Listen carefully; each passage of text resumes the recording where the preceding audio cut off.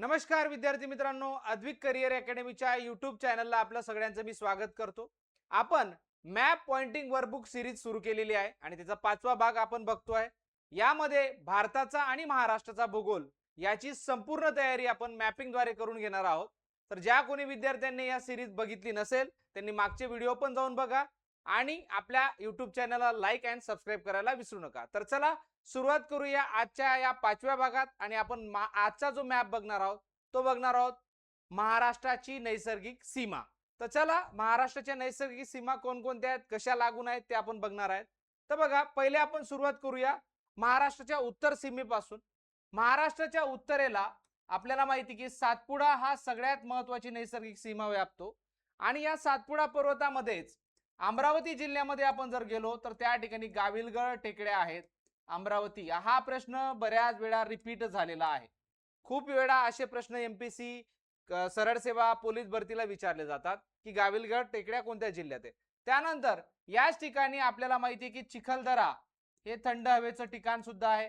याच ठिकाणी वैराट शिखर पण आहे, ठीक आहे ना. याच ठिकाणी मेळघाट सुद्धा आहे.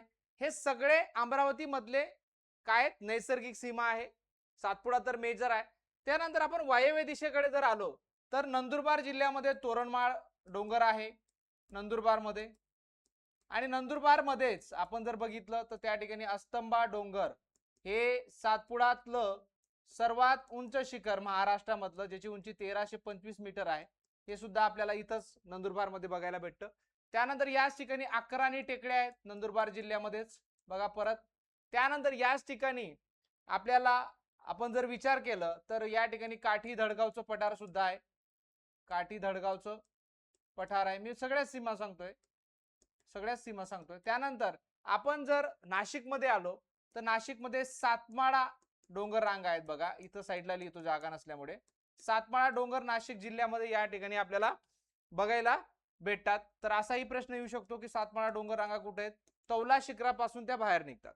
आणि तसंच आपण जर या ठिकाणी आलो तर या ठिकाणी दमनगंगा ही नदी आहे जिथून कोकणाची नैसर्गिक सीमा सुरू होते.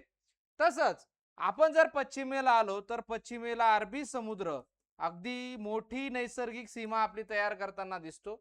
त्यानंतर आपण दक्षिण भागात जर आलो महाराष्ट्राच्या तर शक्यतोवर महाराष्ट्राच्या दक्षिण भागातल्या कोकण मध्ये खास करून नैसर्गिक सीमा आहे. बाकी या भागामध्ये फार नैसर्गिक सीमा नाही.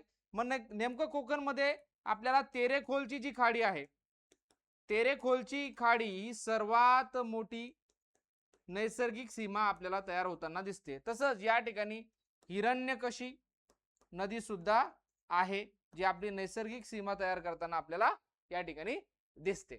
मग त्या व्यतिरिक्त इथं फार नैसर्गिक सीमा नाही. त्यानंतर येऊया आपण ईशान्येकडे. ईशान्येकडे गोंदिया जिल्ह्यामध्ये दरकशा टेकड्या आहेत ज्या महत्वाची पूर्व नैसर्गिक सीमा तयार करतात. तसंच इथं सालेकशा टेकड्या सुद्धा आहेत गोंदिया जिल्ह्यामध्ये. लक्षात घ्या, हा सुद्धा प्रश्न आपल्याला विचारला गेलेला आहे की कोणत्या जिल्ह्यामध्ये दरकशा टेकड्या आहेत असा, तर गोंदिया. त्यानंतर पूर्व भागामध्ये आलो तर आपल्याला माहिती की इकडे छत्तीसगड राज्य आहे, त्यासोबत आपली नैसर्गिक सीमा आहे. मग इकडं भामरागड गडचिरोली जिल्ह्यामध्ये, त्यानंतर सुरजागड, त्यानंतर चिरोली, चिकियाला डोंगर, टिपागड डोंगर, अशा अनेक नैसर्गिक सीमा बघायला भेटतात.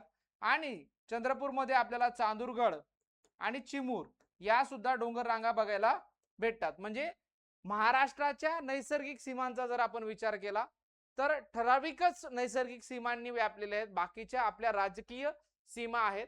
सो मी आता फक्त तुम्हाला डोंगर रांगा सांगत नाहीये महाराष्ट्रातल्या सगळ्या. आता फक्त मी तुम्हाला महाराष्ट्राच्या नैसर्गिक सीमा कोणत्या आहेत, कोणत्या जिल्ह्यामध्ये आहेत, कारण यावर बऱ्याचदा प्रश्न विचारले गेलेले आहेत, एवढीच माहिती तुम्हाला दिलेली आहे. सो आपला मॅपिंग सिरीज कशी वाटली निश्चित कमेंट आणि लाईक करून कळवा. आणि आपल्या चॅनलला जर सबस्क्राईब केलं नसेल तर सबस्क्राईब करायला विसरू नका. धन्यवाद.